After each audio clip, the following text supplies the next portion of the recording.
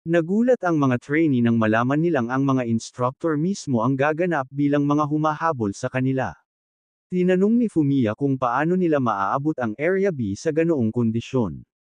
Itinuro niya na ang bawat instructor ay hindi bababa sa level 40, kaya imposibleng makatakas ang mga trainee mula sa kanila. Nang makita ang kanilang pagkataranta, tiniyak ni Instructor Kinoshita sa lahat na hindi gagamitin ng mga instructor ang kanilang buong lakas.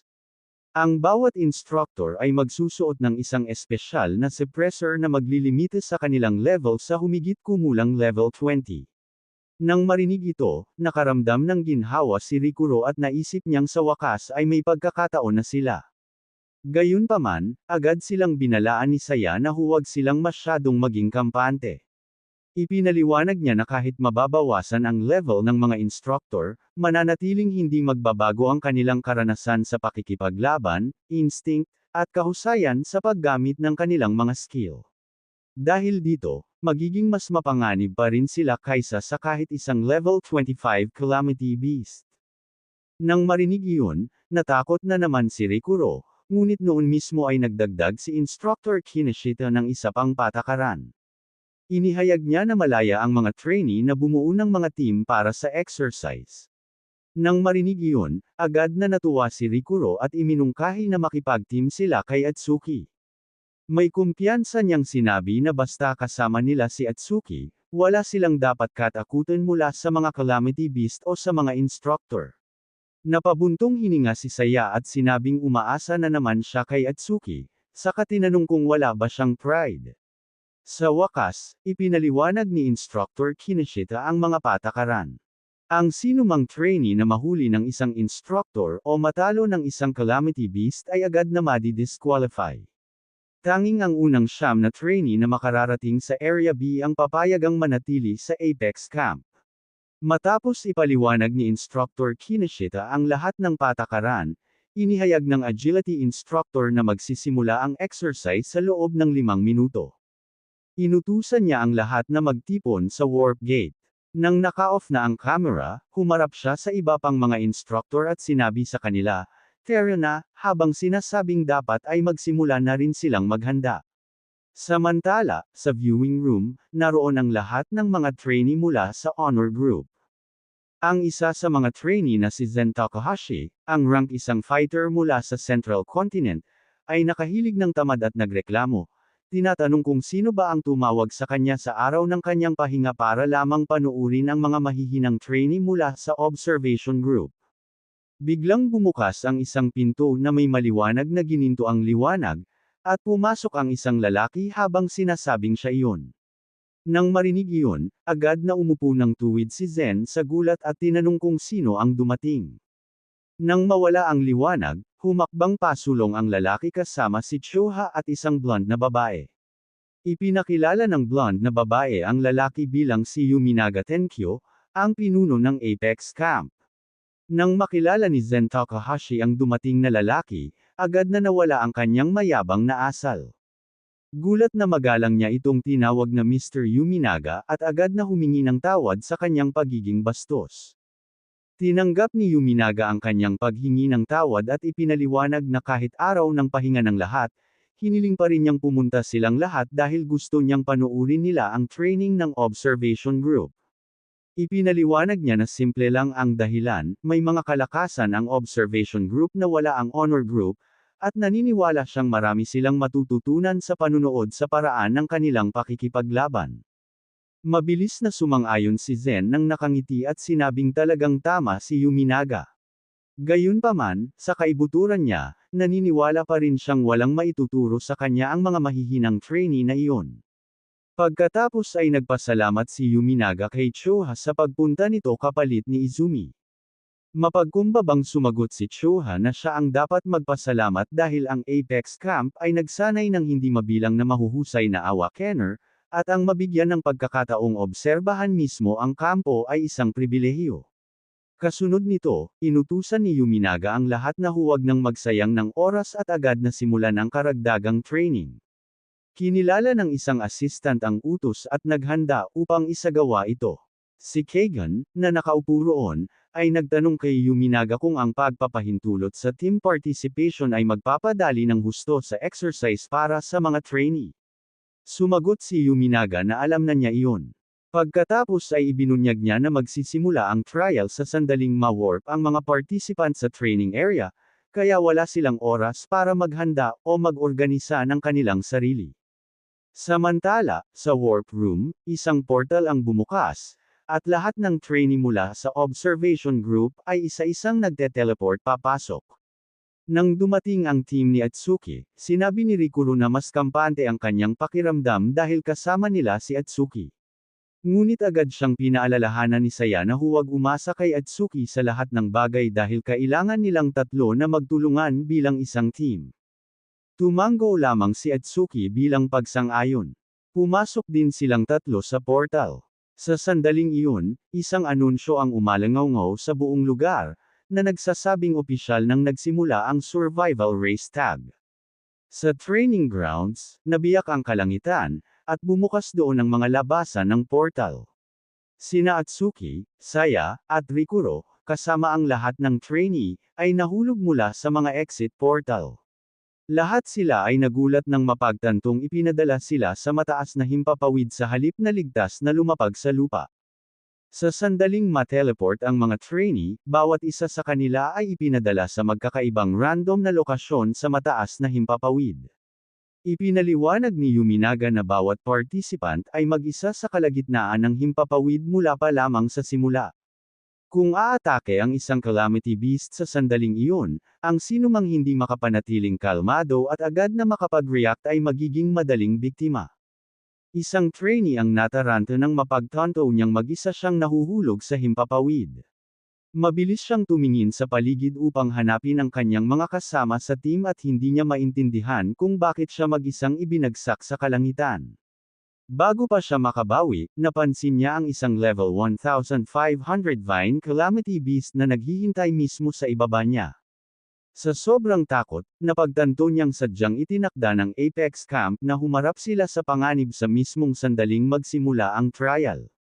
Walang pag-aatubili siyang inatake ng beast, at tinamaan ang trainee bago pa man siya magkaroon ng pagkakataong makabawi ng kanyang kalmado.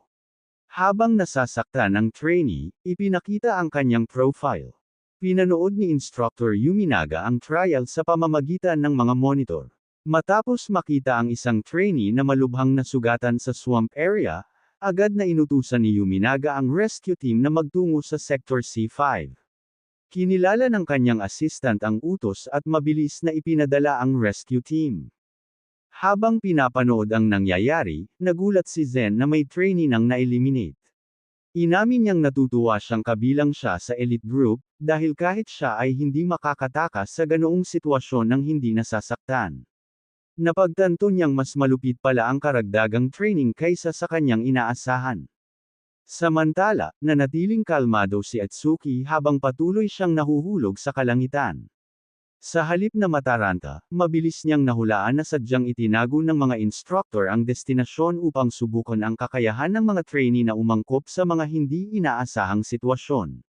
Habang iniisip niya iyon, biglang sumugod sa kanya ang isang level 16 ironworm at umatake.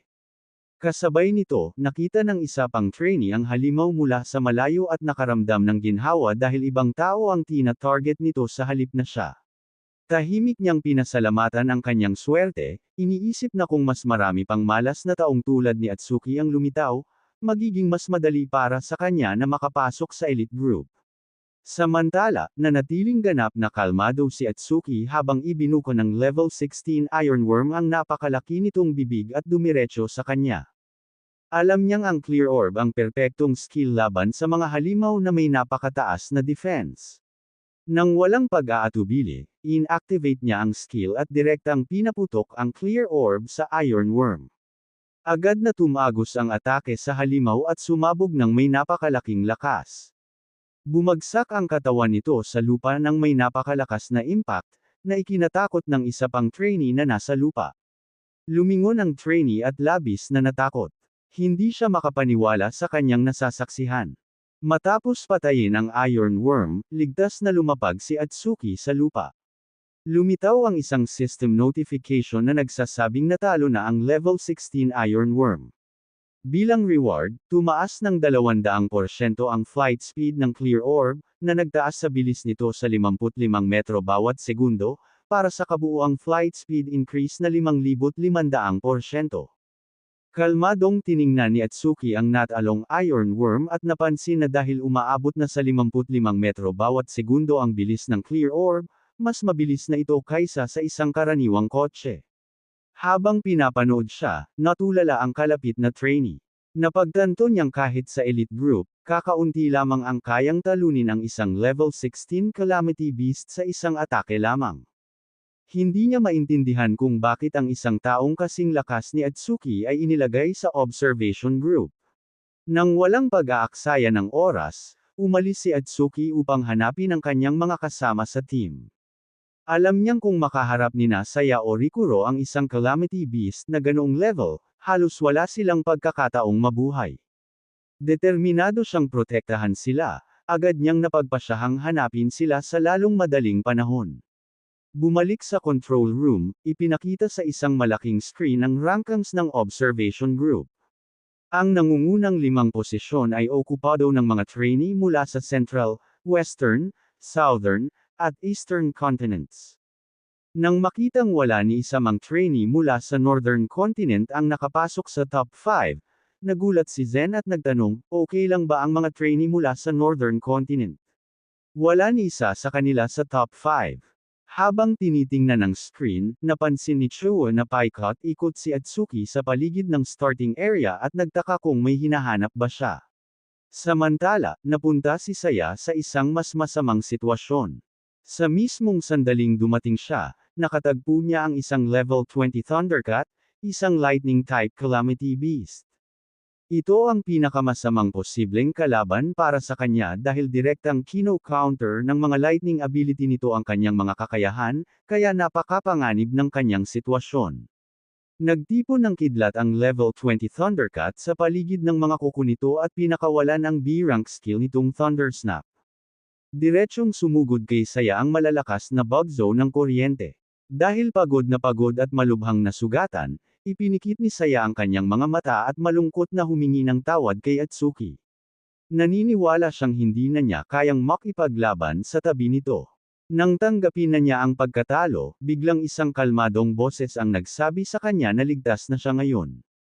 Nagulat si Saya at agad na iminulat ang kanyang mga mata. Nagpakita si Atsuki sa kanyang harapan at hinarangan ang atake ng Thundercat. Inabsorb ng kanyang Thunder Breaker skill ang B-rank Lightning Element skill, na nagdagdag ng 10% sa kanyang agility. Dahil dito, naka-absorb na ang Thunder Breaker ng 3 sa 5 posibleng skill nito, na nagtaas sa agility ni Atsuki sa 540 na may 35% Thunder Breaker bonus. Makalipas ang ilang sandali, dumating din doon si Rikuro. Nang makita siya, tinanong ni Saya kung nauna ba siyang nakatagpo kay Atsuki. Sinabi ni Rikuro kay Saya na natagpuan siya ni Atsuki ilang sandali matapos silang lumapag, at mula noon ay magkasama na silang naghahanap sa kanya sa lahat ng lugar. Nakaramdam ng ginhawa si Saya nang makita silang dalawa at agad na hinimok si Rikuro na kailangan nilang tulungan si Atsuki. Naniniwala siyang kung magtutulungan silang tatlo, matatalo nila ang Thundercat, ngunit nang tumingin sa unahan sina Rikuro at Saya, natulala sila. Agad na pinatay ni Atsuki ang level 20 Thundercat sa isang hampas lamang. Halos hindi sila makapaniwala sa kanilang nasaksihan. Kalmadong humarap si Atsuki kay Saya at tinanong kung ayos lang siya. Nanginginig pa rin sa pagkabigla, nag-atubili si Saya ng sandali bago mahina niyang sinagot na ayos lang siya. Nasiyahan sa kanyang sagot, inihagis ni Atsuki ang ulo ng Thundercat sa lupa at sinabi sa kanya na mabuti naman. Pagkatapos ay sinabi niyang siya ang manggaguna at sinabihan sina Saya at Rikuro na sumunod sa kanya, sinasabing ngayon ay diretsyo na silang susugod hanggang sa finish. Gayunpaman, habang patungo sila sa finish line, hindi mabilang na malalakas na Calamity Beast at mga instructor ang nakatayo sa kanilang daraanan, handang harangan ang kanilang pagsulong. 30 minuto na ang lumipas mula nang magsimula ang pagsubok. Lahat ng trainees ay buong bilis na patungo sa Point B. Habang tinitingnan ang mapa, napaisip si Instructor Yuminaga kung nalampasan na ba ng nangungunang siyam na trainees ang 30% ng kurso. Biglang umalangaw-ngaw ang isang malakas na alarma sa control room. Nagulat si Yuminaga at agad na napatingala, iniisip kung bakit na-activate ang speed ang alarm. Tinanong ni Chosa, na nasa tabi niya, kung ano ang ibig sabihin nito. Ipinaliwanag ni Yuminaga na dahil sa mahirap na terrain at sa patuloy na banta ng Calamity Beasts, ang isang karaniwang awakener na mas mababa sa level 20 ay dapat na makagalaw lamang sa pinakamataas na bilis na 50 metro bawat segundo. Maa-activate lamang ang speeding alarm kapag may lumampas sa limitasyong iyon. Nang maunawaan ni Chosa ang ibig sabihin nito, nagulat siya. Napagpasyahan ni Yuminaga na may isang tao sa loob ng training area na gumagalaw ng mas mabilis sa 50 metro bawat segundo.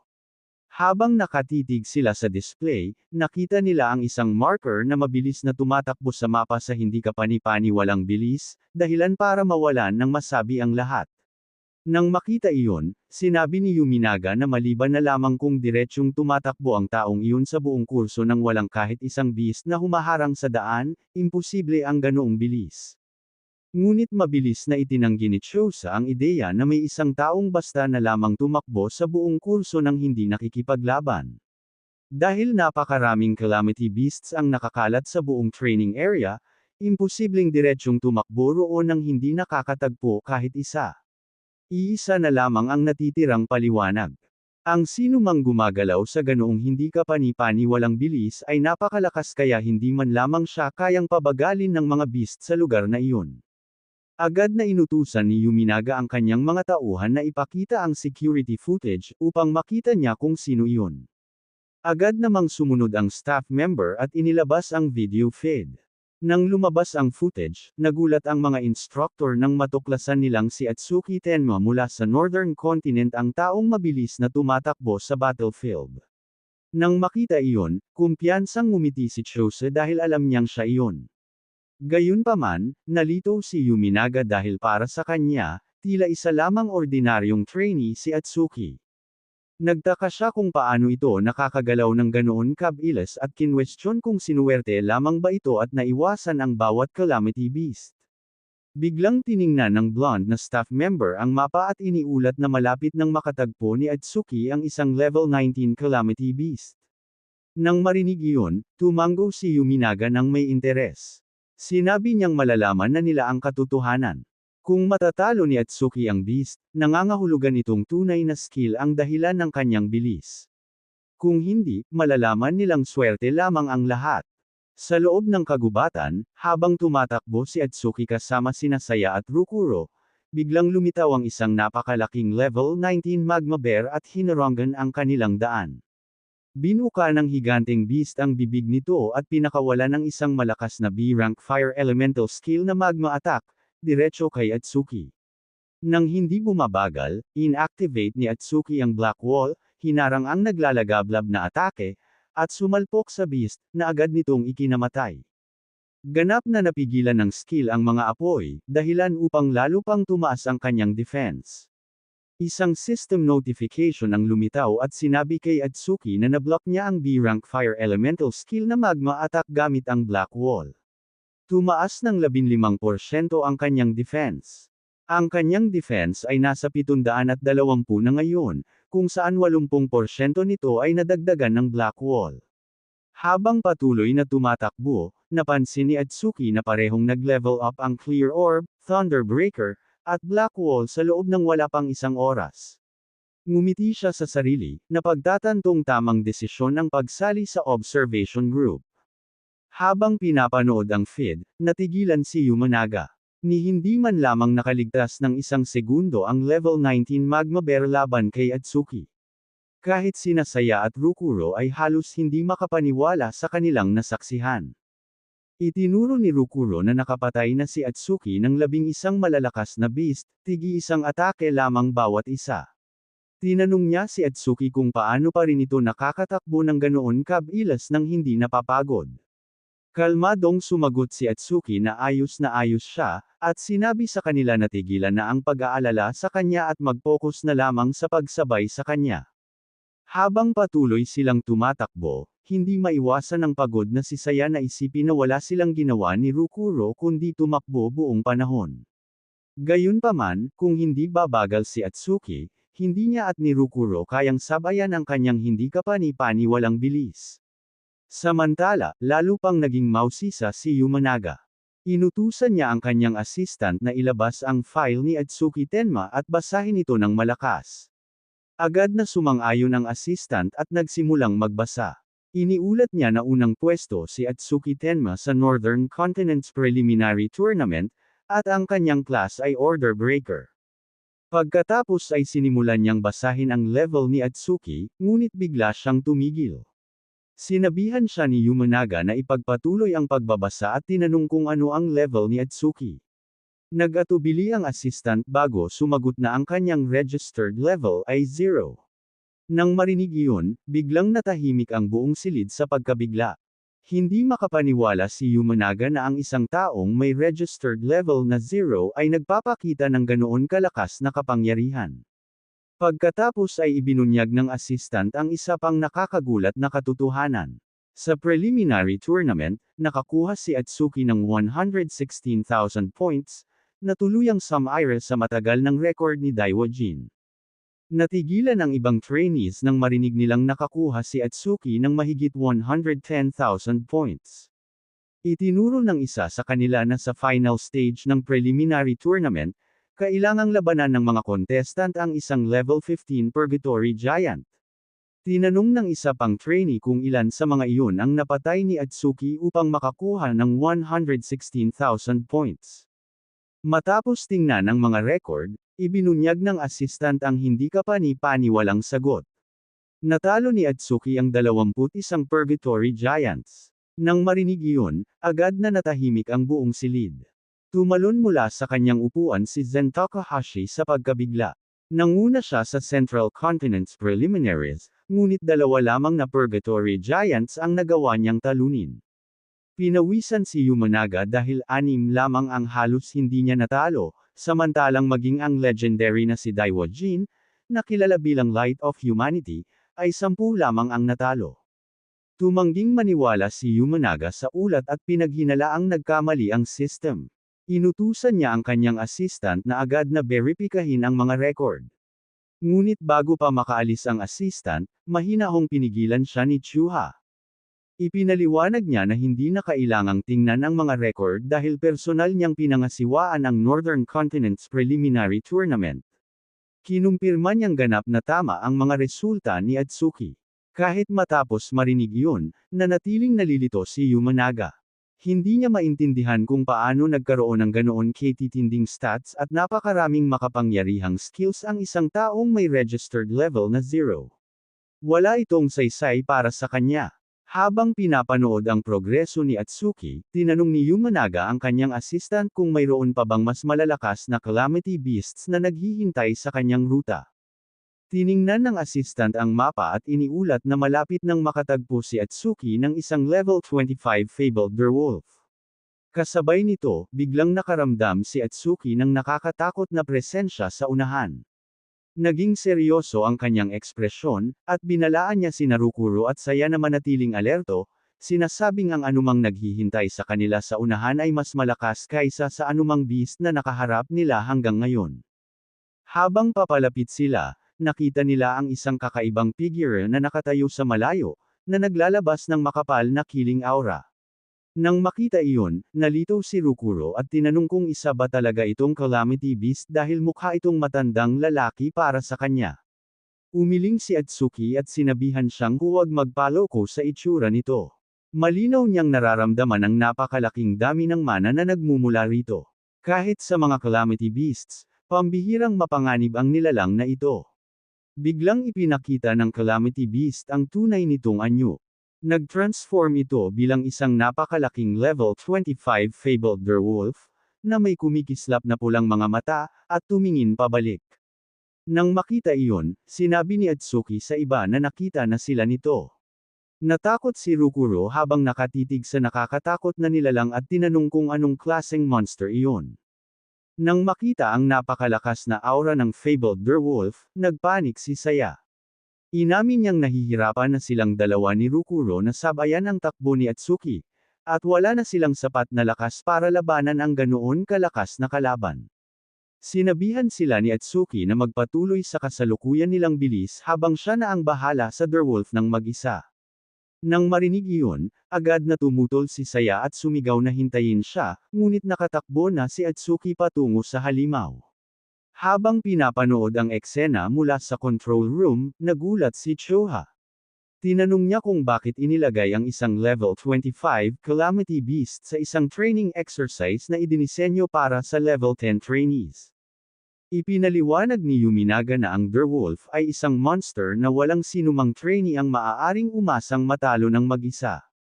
Iyon mismo ang dahilan kung bakit nila ito inilagay doon, upang pilitin silang magtulungan. Nang marinig iyon, humarap si Choha at tinanong si Yuminaga kung kilala niya ang beast na iyon. Ipinaliwanag ni Yuminaga na ginagamit na ang fabled Derwolf sa mga training exercise na ito mula pa nang itatag ang camp mahigit 10 taon na ang nakalilipas. Pagkatapos ay naalala niya na noong rookie pa lamang siya, nakatagpo niya ang parehong monster sa isa sa sarili niyang team training trials. Naalala ni Yuminaga kung gaano talaga nakakatakot ang fabled Derwolf. Mayroon itong matatalas na pangil, hindi kapani-paniwalang bilis, at malupit at tusong pag-uugali. Nasisiyahan itong pahirapan ang biktima nito, dahilan upang maging isa ito sa mga pinakamapanganib na calamity beasts na nakaharap nila. Naalala ni Yuminaga na siya ang pinakamalakas na estudyante sa kanyang klase noong panahong iyon. Kahit may dalawang teammate siyang lumalaban sa kanyang tabi, halos hindi nila natalo ang Derwolf. Sa huli, nagtagumpay lamang sila matapos isakripisyo ng isa sa kanilang mga teammate ang sarili nito. Dahil sa karanasang iyon, naniniwala siyang ang Derwolf ang tunay na kahulugan ng isang calamity beast. Dahil dito, naisip niyang ang beast na ito ang perpektong pagkakataon upang makita kung ano talaga ang kayang gawin ni Atsuki Tenma. Habang umuungal ang Derwolf, itinuon nito ang mga mata kay Atsuki at idineklarang lalamunan siya nito. Walang pag-aatubili, sumugod si Atsuki patungo sa Derwolf. Habang pinapanood ang eksena, nagulat si Zen Takahashi na buong mag-isang sumugod si Atsuki sa isang level 25 Calamity Beast. Nagtaka siya kung naghahanap ba ng kamatayan si Atsuki. Gayunpaman, naisip ni Kogan na hindi naman lubusang walang pagkakataong manalo si Atsuki, lalo na kung susuportahan siya ng kanyang mga teammate. Gayunpaman, sumang-ayon ang lahat na anuman ang mangyari, magiging brutal ang laban na naghihintay. Nagpakawala ng nakakatakot na dagandong ang fabled Derwolf at buong lakas na iwinasiwas ang matatalas nitong mga kuko, habang sumisigaw na lalamunan siya nito. Nang walang ipinakitang takot, agad na inactivate ni Atsuki ang Thunderbreaker at Black Wall. Napaligiran ng asul na kidlat ang kanyang katawan habang sumugod siya sa hindi kapani-paniwalang bilis, sumisigaw sa halimaw na umalis sa kanyang daan. Buong lakas niyang iwinasiwas ang kanyang mga braso, na nababalutan ng mga sand at ang parang itim na yelo. Isang makinang na asul na slash ang bomb aid sa hangin at tumama sa Derwolf bago pa ito makapag-react. Agad na bumagsak ang napakalaking beast, at nagpatuloy si Atsuki sa pagtakbo ng hindi man lamang bumabagal kahit isang segundo. Nakatitig si Zen Takahashi sa eksena ng buong hindi makapaniwala.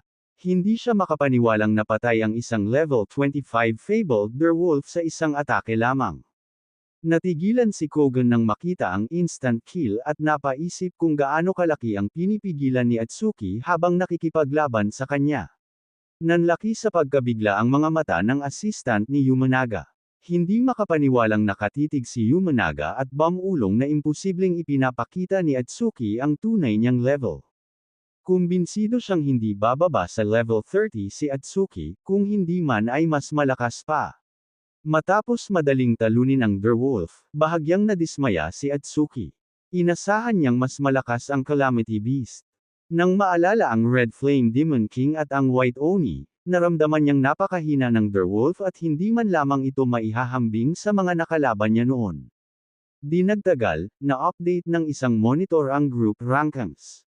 Umakyat sa unang pwesto ang team ni Atsuki Tenma mula sa Northern Division, na sinundan ni Saya at Rokuro. Napansin iyon ng blonde assistant at sinabi kay Yumanaga na kakakuha lamang ng lead ng team ni Atsuki. Gayunpaman, nanatiling kalmado si Yumanaga at sinabihan ang kanyang assistant na huwag mag-alala.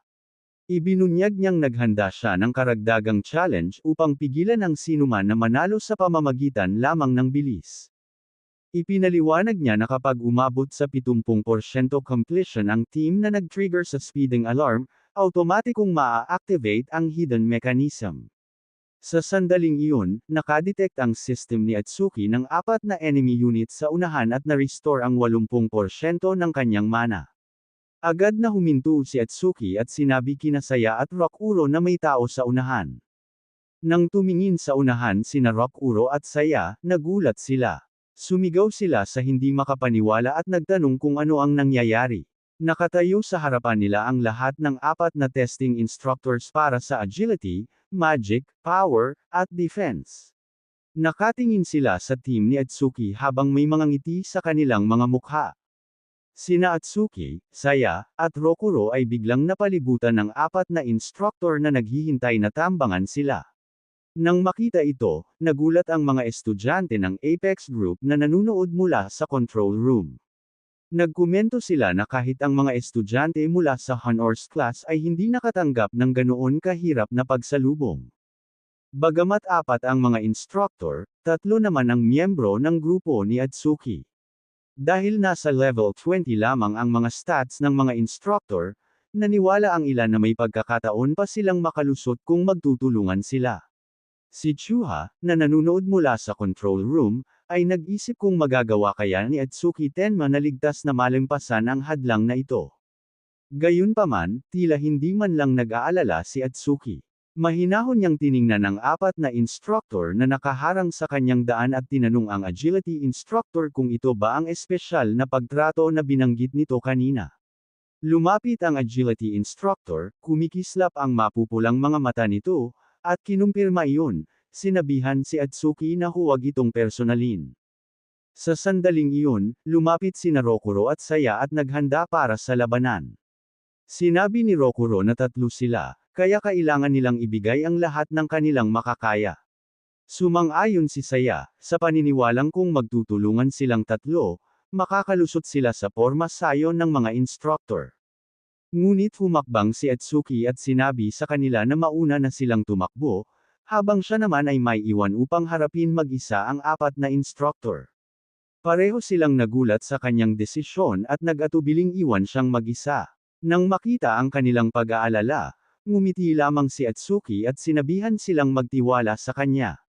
Matapos marinig ang kumpiyansa nitong mga salita, sa pamumula ng mukha ni Saya, sa wakas ay sumang-ayon siya. Agad niyang hinawakan si Rokuro at nagsimulang tumakbo pasulong. Sinabi niya kay Atsuki na magmadali at sumunod sa kanya dahil hindi siya magpapabagal at maghihintay sa kanya. Nagulat si Rokuro na talagang iniiwan nila si Atsuki at tumutol. Sinabi niya kay Saya na maaari itong tumakbo kung gusto nito, pero mananatili siya.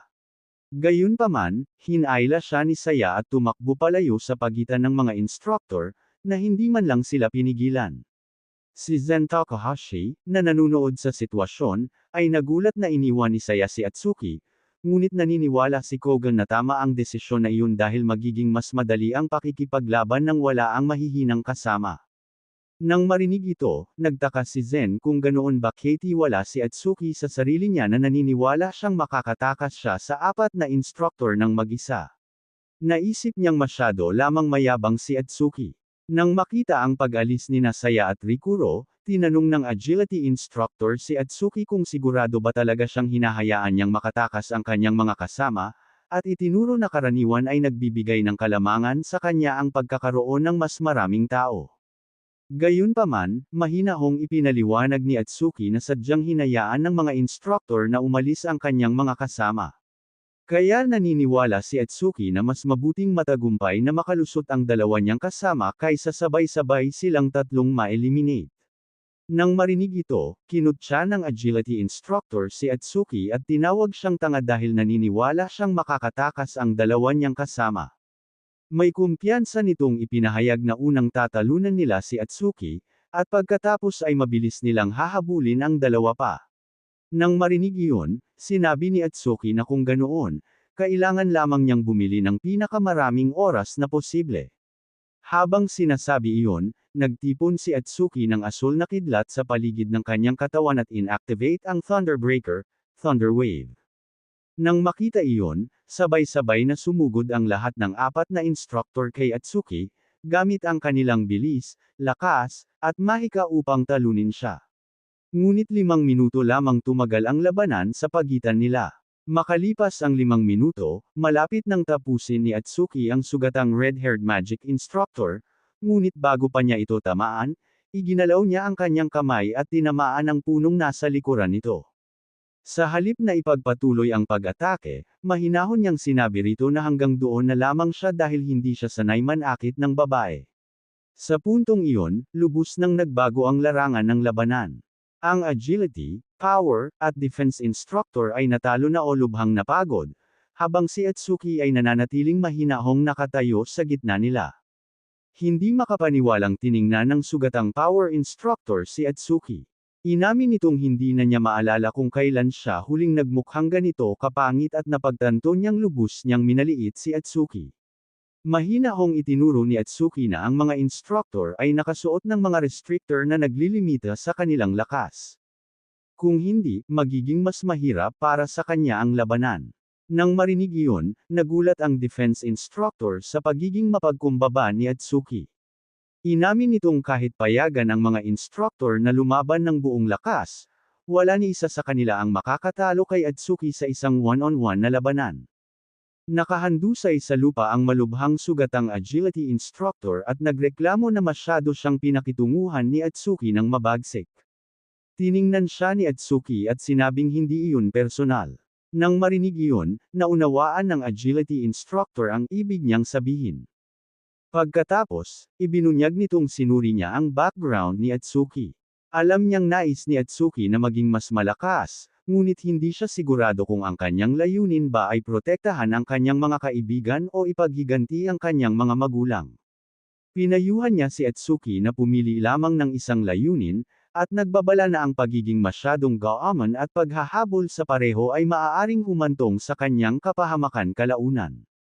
Nang marinig ito, tinanong ni Atsuki ang agility instructor kung sinusubukan ba nitong sampain siya. Tumangala sa langit ang agility instructor at simpleng sumagot na karamihan ng mga tao ay tatawagan iyon na payo.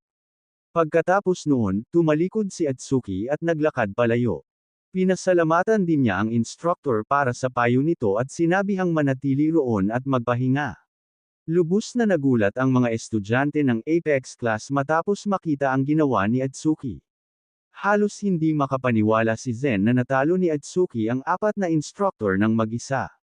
May isa pang nagtaka kung tunay bang estudyante nila sa klase ang isang taong ganoon kalakas, at sinabing maniniwala siya kung may magsasabi sa kanya na si Atsuki ay isa palang instructor. Maging si Instructor Yuminaga ay nagulat at malakas na hinampas ang mesa sa harap niya, habang inaamin na talagang nagawa ni Atsuki na talunin ang lahat ng apat na instructor. Nang makita ang kanyang reaksyon, nagtaka si Choho kung galit ba siya dahil natalo ang kanyang mga tauhan. Agad na hiniling ni Choho kay Yuminaga na patawarin si Atsuki, ipinaliwanag na napakalakas lamang talaga ni Tenma, ngunit bago pa niya matapos ang kanyang mga salita, parehong kamay na hinampas ni Instructor Yuminaga ang mesa at tuwang-tuwang tumawa. Sinabi niyang hindi kapanipaniwala ito dahil ito ang unang pagkakataon na nakakita siya ng isang taong umabot sa antas ng Grade 2 Savior wala pang isang buwan matapos siyang mag-awaken. Naniniwala siyang kung maayos na magsasanay si Atsuki, maaari itong maging isang special grade savior sa loob ng wala pang kalahating taon. Nang marinig ito, natigilan ang isang estudyante.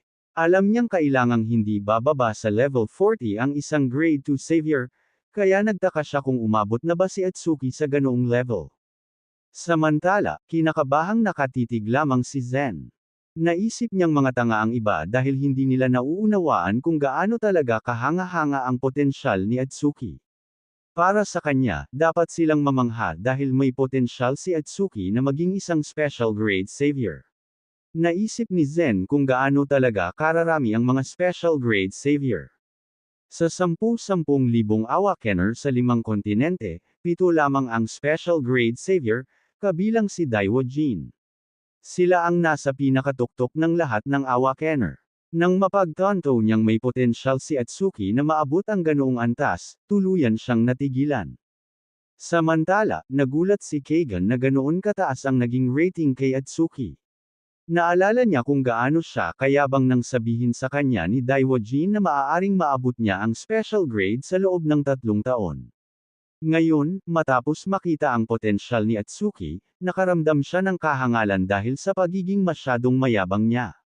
Kasabay nito, nagpatuloy si Atsuki sa paglalakad sa kagubatan. Dahil sa passive effect ng Lotus Explosion, lubhang lumawak ang saklaw ng kanyang mana detection, na nagbigay daan sa kanya na makaramdam ng mana sa loob ng 1 kilometrong radius.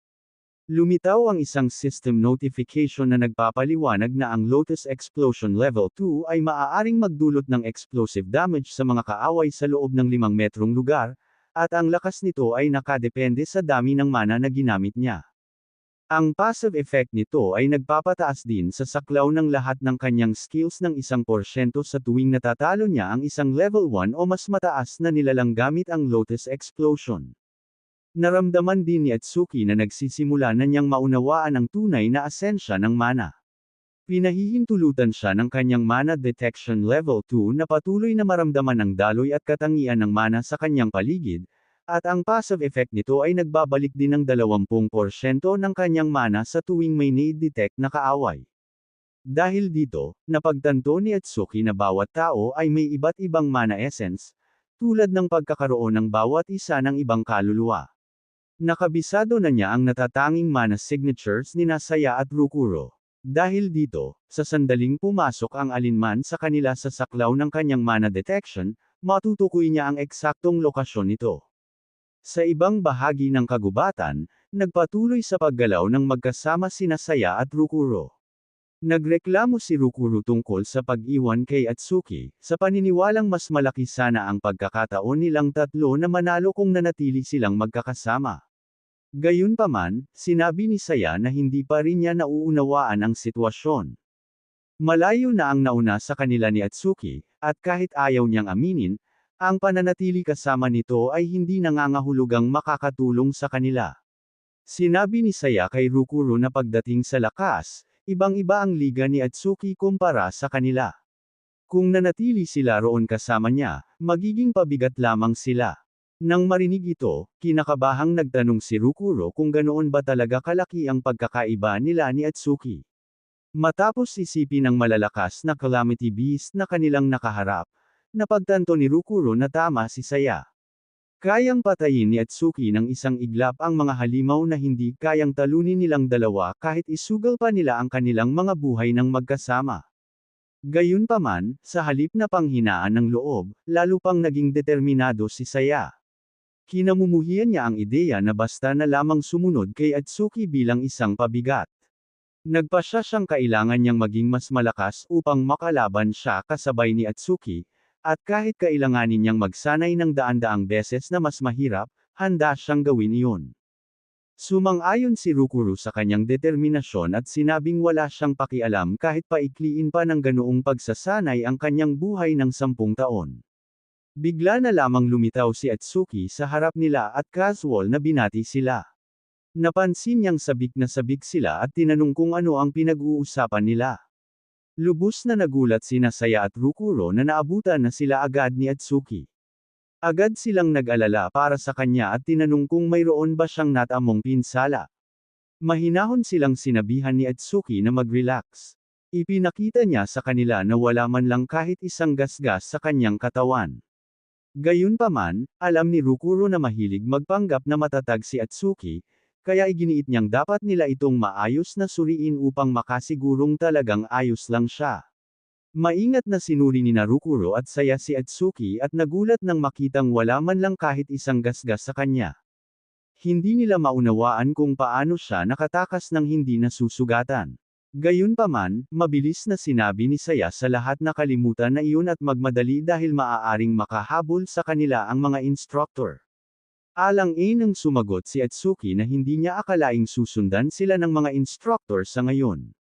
Gayunpaman, nagbabala siya kina Rukuro at Saya na huwag nilang ibaba ang kanilang mga bantay. Ang layunin lamang nila ay tumawid sa ilog, kaya kailangan nilang patuloy na kumilos ng mabilis.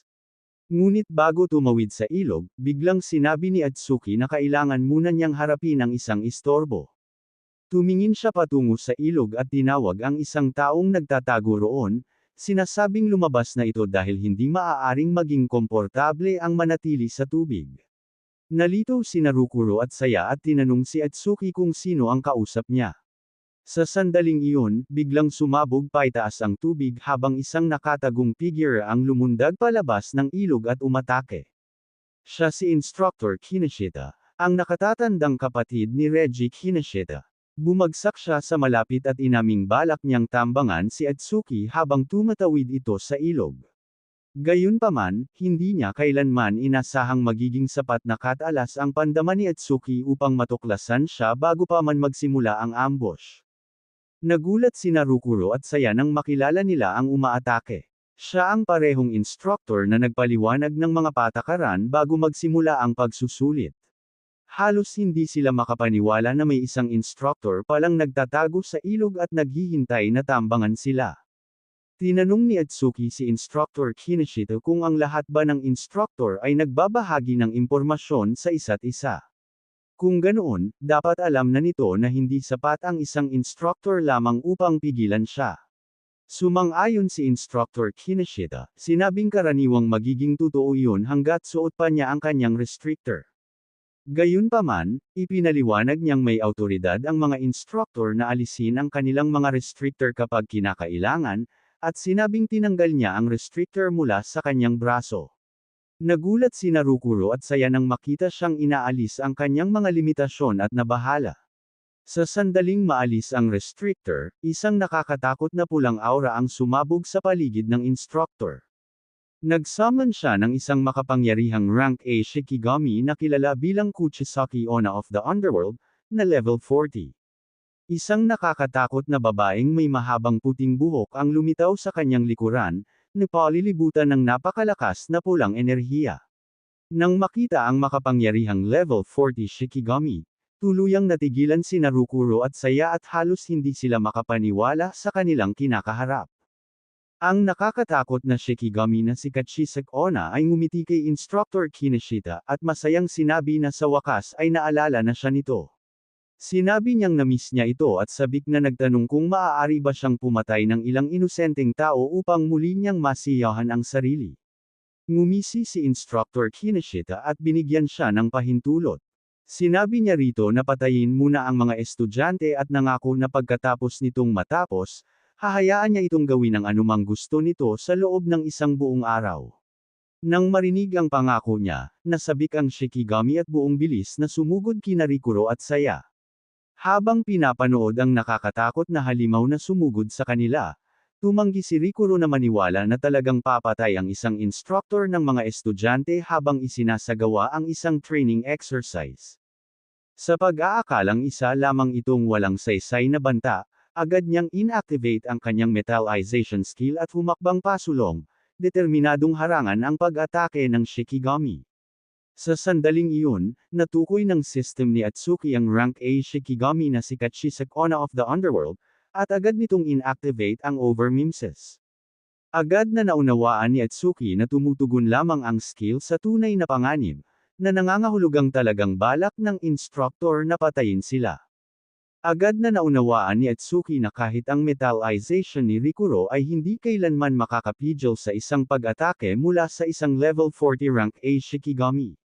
Nang walang kahit isang sandaling pag-aalinlangan, ibinato ni Atsuki ang kanyang sarili sa harapan ni Rikuro at siya ang tumanggap ng pag-atake. Inakala niyang baka sa pamamagitan ng kanyang 720 defense ay kaya niyang harangan ang pag-atake nito. Ngunit ang espada ng Shikigami ay tumagos sa kanyang katawan, at kumalat ang dugo sa paligid. Gayunpaman, sa halip na bumagsak, binaliwala ni Atsuki ang sakit. Nagniningning ng matingkad na pula ang kanyang mga mata habang ikinuyom niya ang kanyang kamao at malakas na sumuntok diretso sa mukha ng Shikigami. Ngunit naiwasan nito ang kanyang pag-atake at lumipad pa atras, sinasabing muntik na nitong mapatay si Rikuro. Tinitigan nito ng masama si Atsuki at idineklarang dahil nakialam siya, siya ang unang mamamatay. Habang pinapanood ang lahat ng nangyayari, malamig na ngumiti si Kinoshita. Inihayag niya na ang sandata ng kanyang Shikigami ay isang Blade of Death, isang nakakatakot na sandata na ipinatawag niya sa pamamagitan ng pagsasakripisyo ng isang buong araw ng sarili niyang lifespan. Ayon sa kanya, kayang hatiin ng espada ang kahit ano sa dalawa. Nang makitang nababalot ng dugo si Atsuki, parehong natakot sina Saya at Rikuro. Sumigaw sila sa pangalan niya nang may matinding pagkataranta, sa takot na nagtamo siya ng nakamamatay na sugat. Agad na sinabi ni Atsuki kina Saya at Rikuro na manatili sila sa likuran, at tiniyak sa kanila na ayos lang siya. Habang tinitingnan ng kanyang pinsala, sinabi niyang mabuti na lamang at kanang braso lang niya ang tinamaan ng Blade of Death. Pagkatapos ng lahat, ngumiti siya at ibinunyag na siya pala ay kaliwete. Tiningnan ni Kinoshita si Atsuki ng malamig at kinutya siya, sinasabing magpakatatag siya habang kayapa niya. Pagkatapos ay pinaalalahanan ni Rikuro si Kinoshita na may mga security camera na naka-install sa buong paligid ng training grounds. Itinuro niya na hindi kailanman makakataka si Kinoshita sa pagpatay ng mga trainee sa isang lugar na ganito kahigpit ang pagmamanman. Gayunpaman, tumawa lamang si Kinoshita. Inihayag niyang winasak na niya ang bawat kamera sa malapit. Pagkatapos patayin si Atsuki, plano niyang akitin ang isang malakas na calamity beast papunta sa lugar at palabisang ang halimaw ang pumatay sa lahat. Nang marinig iyon, naging seryoso ang ekspresyon ni Atsuki. Umagos ang asul na kidlat sa paligid ng kanyang katawan habang inactivate niya ang kanyang malakas na skill na Thunderbreaker, at idineklarang malalaman na nila sa lalong madaling panahon kung sino sa kanilang dalawa ang unang mamamatay. Diretsyong sumugod si Atsuki kay Kinoshita. Nang makitang si Kinoshita ang tina-target ni Atsuki sa halip na ang Shikigami, ngumiti si Kinoshita at sinabi na malinaw na may karanasan si Atsuki sa pakikipaglaban sa mga gumagamit ng Shikigami. Gayunpaman, bago pa man siya maabot ni Atsuki, biglang sumugod si Kuchisaki Onna kina Saya at Rikuro at iwinasiwas ang kanyang napakalaking espada sa kanila. Tumawa si Kinoshita at tinukso si Atsuki. Alam na alam niya ang personalidad ni Atsuki at sinabi niyang hindi kailanman kayang iwan ni Atsuki ang kanyang mga kaibigan para lamang iligtas ang sarili niya. Nang marinig ang mga salitang iyon, napagtanto ni Atsuki na sadyang ginamit ng instructor ang kanyang mga kaibigan bilang cane. Napamura siya ng mahina habang mabilis na nagbago ng direksyon upang protektahan sila. Nang sandaling malapit nang tumama ang nakamamatay na paglaslas ng Shikigami kina Saya at Rikuro, agad na kumilos si Saya at nagcast ng rank si skill na water barrier. Isang napakalaking pader ng tubig ang lumitaw sa harapan nila upang harangan ang paparating na pag-atake, ngunit bago pa man sila maabot ng espada ni Kuchisaki Onna, lumitaw doon si Atsuki at sumigaw na lumayo ito sa kanila. Sa isang iglap, sumugod siya pasulong sa bilis ng kidlat at sinuntok si Kuchisaki Onna, dahilan upang mapalayo ito bago pa man ito sila maatake. Pagkatapos ay sinabi ni Atsuki kina Saya at Rikuro na bantayan ang instructor habang inaabala niya ang Shikigami. Sumugod si Atsuki kay Kuchisaki Onna at ibinalibag siya sa lupa. Maingat niyang pinagmasdan ang bawat galaw ni Kuchisaki Onna. Napagtanto niyang taglay ng Shikigami ang pambihirang lakas at bilis, ngunit ang pinakamalaking bentahe nito ay ang kakayahan nitong malayang makipaglaban sa himpapawid. Samantala, patuloy na sinusuri ng kanyang system ang Shikigami, at umabot na sa 50% ang progreso. Nagsimulang suntukin ni Atsuki si Kuchisaki Onna ng buong bilis, iniisip na kapag natapos ang kanyang pagsusuri, gagamitin niya ang Spirit Eater upang gawing sarili niyang servant ang Shikigami. Samantala, sa surveillance room, naging blanka ang ilan sa mga screen. Napansin iyon ni Chuha at tinanong si Instructor Yumanaga kung karaniwan bang nasisira ang mga security camera dahil sa collateral damage mula sa labanan. Nagulat si Instructor Yumanaga nang makita niyang offline ang bawat security camera sa paligid ng ilog. Iminungkahi ng kanyang secretary na ipadala ang maintenance team upang inspeksyonin ang lugar. Gayunpaman, nagpasya si Instructor Yumanaga na personal itong tingnan dahil bagamat madalas na nasisira ang mga kamera kapag may labanan, kakaiba ang pakiramdam niya sa sitwasyong ito. Samantala, palihim ng kumilos si Kinoshita. Sinasamantala ang kaguluhan, bigla siyang lumitaw sa harapan ni Saya at nagsagawa ng sorpresang pag-atake. Bago pa man makapag-react si Saya, ngumiti si Kinoshita at idineklarang nahuli na niya ito. Tumagos ang kanyang espada sa tiyan ni Saya, na nag-iwan dito ng matinding sugat. Nang makitang bumagsak si Saya sa sakit, sumigaw si Rikuro sa pangalan niya nang may pagkabigla at sumugod patungo sa kanya. Tiningnan ni Kinoshita ang sugatang si Saya at si Rikuro nang walang kahit kaunting pagsisisi. Malamig niyang idineklara na anumang nangyari roon ay mananatiling sikreto. Kung may makadiscover na ang isang world-class Shikigami user ay umasa sa isang sorpresang pag-atake, masisira nito ang kanyang reputasyon. Nalito si Rikuro at hindi niya maunawaan ang mga ginawa nito. Tinanong niya kung bakit ang isang instructor, isang taong dapat ay nagpo-protekta sa kanila, ay sa halip ay sinusubukang patayin sila. Malamig na sinabi ni Kinoshita kay Rikuro na kung gusto niyang may sisihin, dapat niyang sisihin si Atsuki Tenma. Ayon sa kanya, si Atsuki, isang hamak na commoner, ay nang-ahas na saktan ang kanyang nakababatang kapatid, isang miyembro ng pamilyang Kinoshita. Iginiit niyang ang lahat ng ginagawa niya ay simpleng kaparusahan lamang para roon. Sa kabila ng kanyang mga pinsala, tumanggi si Rikuro na tanggapin ang dahilan na iyon. Galit siyang sumigaw na ang nakababatang kapatid ni Kinoshita ang unang umatake kay Atsuki. Ngunit inamin naman ni Kinoshita na binalak na niyang patayin si Atsuki kahit bago pa mangyari ang insidenteng iyon. Pagkatapos ay ibinunyag niya ang tunay na dahilan ng kanyang mga ginagawa. Naging napakalakas na ni Atsuki, at ang pag-iwan sa kanya na buhay ay maaaring maging banta balang araw kay Lord Linga. Nang marinig ang pangalan, natigilan si Rikuro.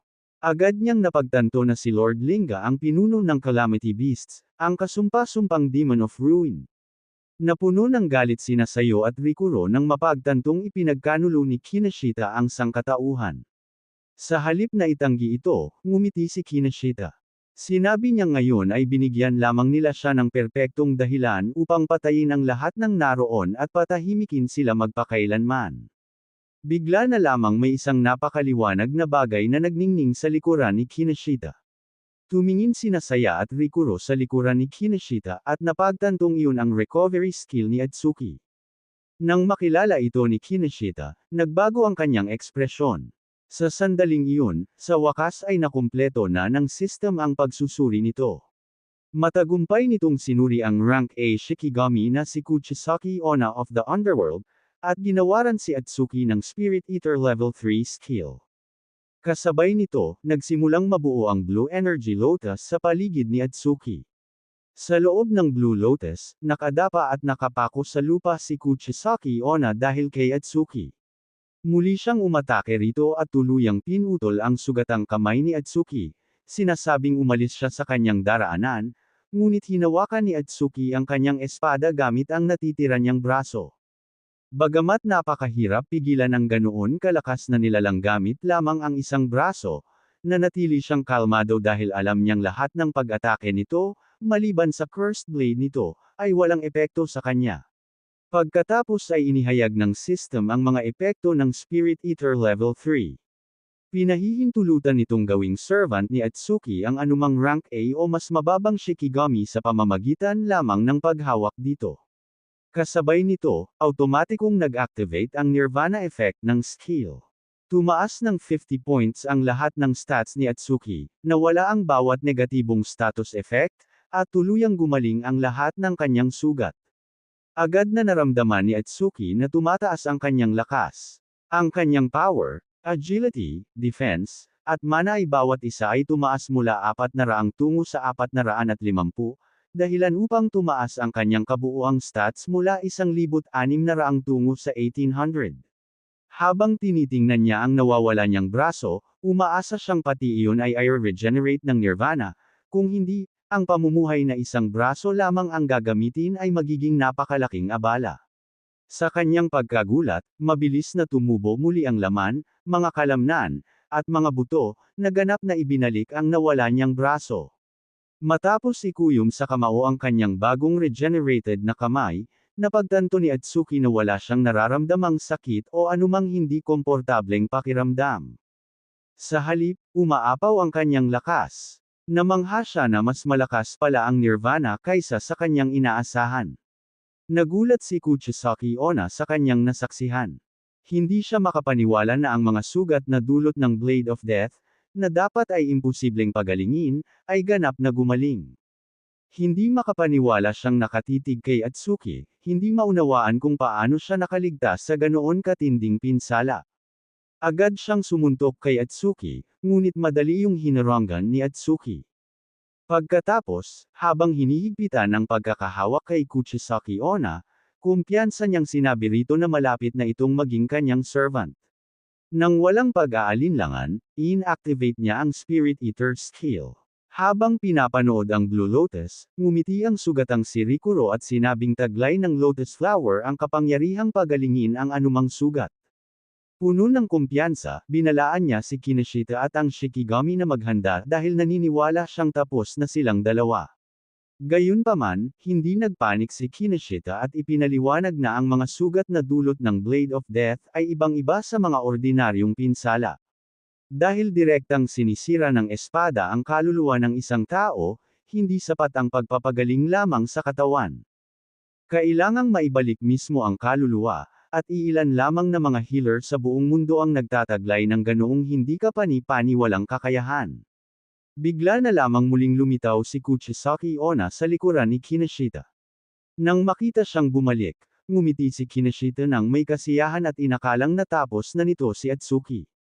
Ngunit tumangging maniwala si Rikuro at saya na ganoon kadaling natalo si Atsuki. Galit silang tumitig kay Kinoshita, determinadong pagbayarin siya sa lahat ng kanyang ginawa. Kumpiyansang ngumiti si Kinoshita at tiniyak sa kanila na malapit na silang muling makasama si Itsuki.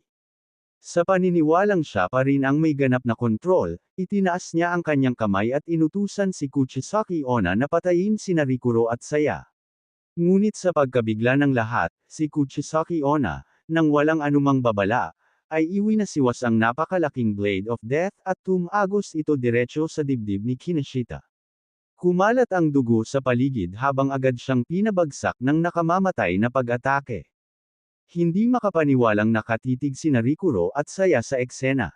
Wala sa kanilang dalawa ang makauunawa sa nangyari. Ang isang Shikigami na umaatake sa sarili nitong master ay isang bagay na hindi nila kailanman naisip.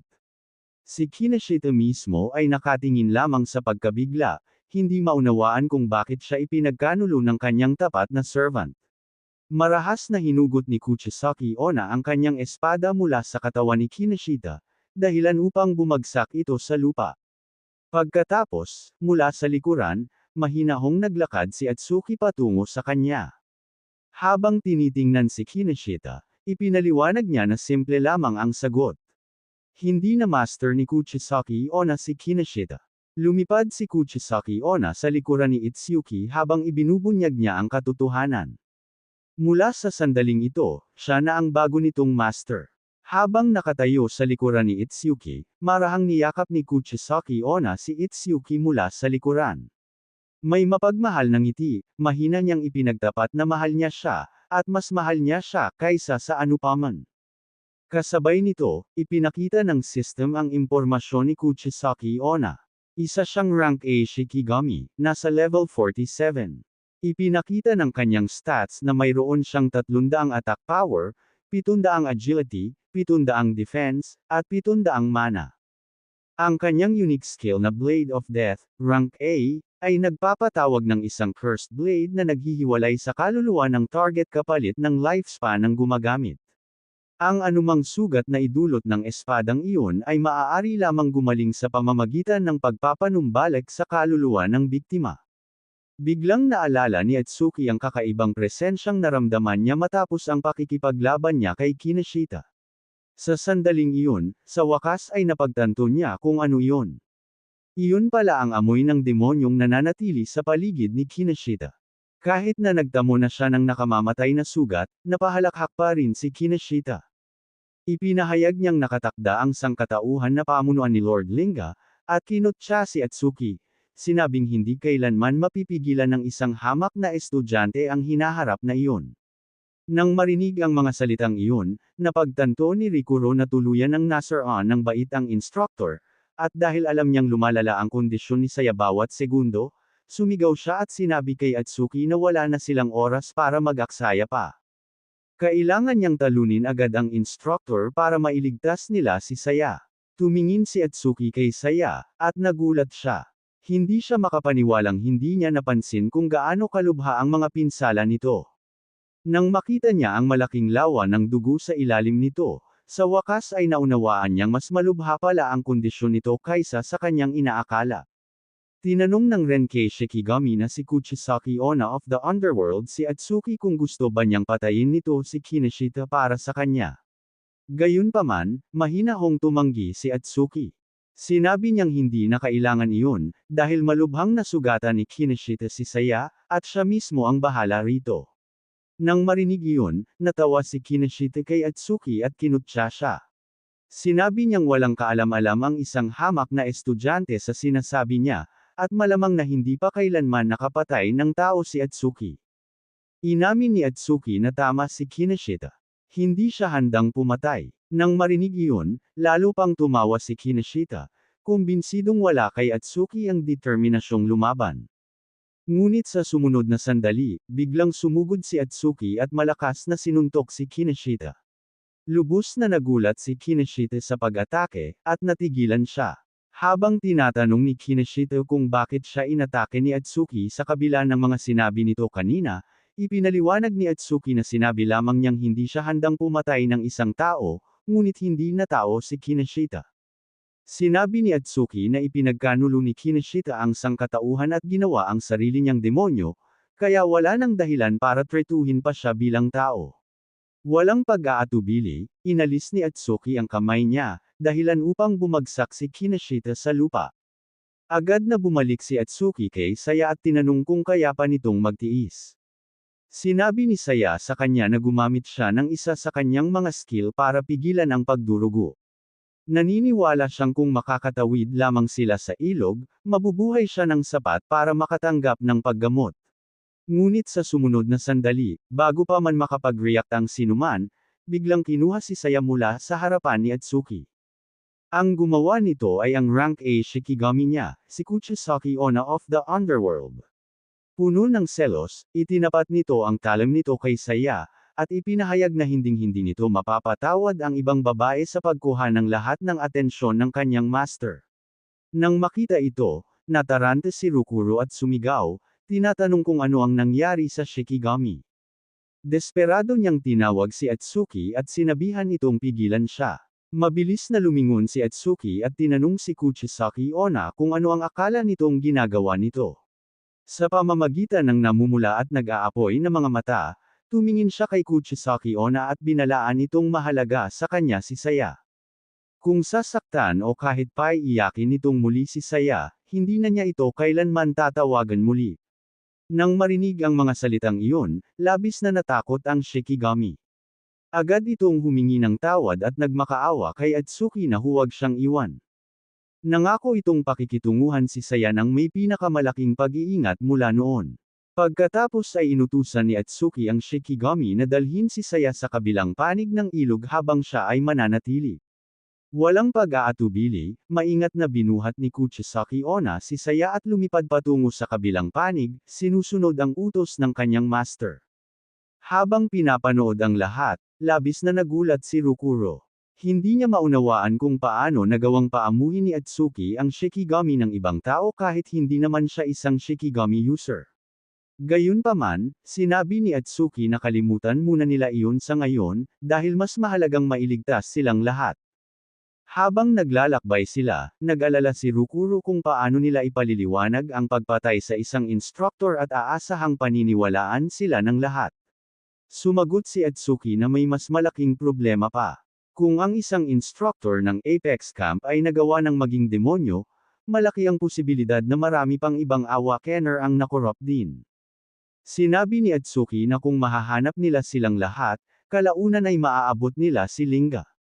Sumang-ayon si Rukuro, sinabing syempre, at sinabi ring nasa likuran nila si Atsuki.